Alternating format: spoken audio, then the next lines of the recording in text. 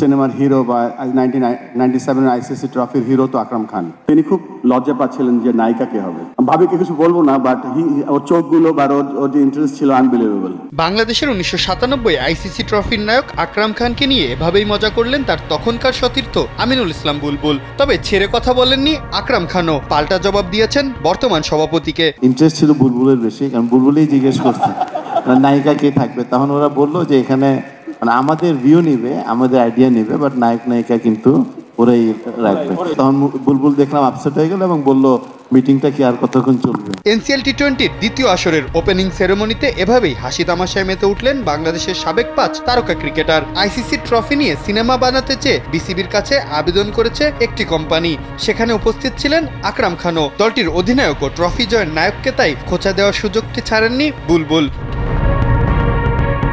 Pilot Nannu, আকরাম, বুলবুল, লিপু 5 কিংবদন্তির মজায় জমে ওঠে রাজধানীর একটি 5 তারকা হোটেলে আয়োজিত এই অনুষ্ঠানটি। 1997 আইসিসি ট্রফির জয়ের সেই নায়করা এখন বিসিবির বিভিন্ন বিভাগে কাজ করছেন দেশটির ক্রিকেট উন্নয়নে। দেশের ক্রিকেটের পথ চলা যে শুরু হয়েছিল তাদের হাত ধরেই, পুরনো সেই স্মৃতির সাথে। তাদের এমন বন্ধন নিশ্চয়ই স্বস্তি যোগাবে দেশের ক্রিকেটে। তাদের মধ্যে বন্ধুত্বপূর্ণ সম্পর্ক থাকলেই তো আখেরে লাভ বাংলাদেশের ক্রিকেটেরই।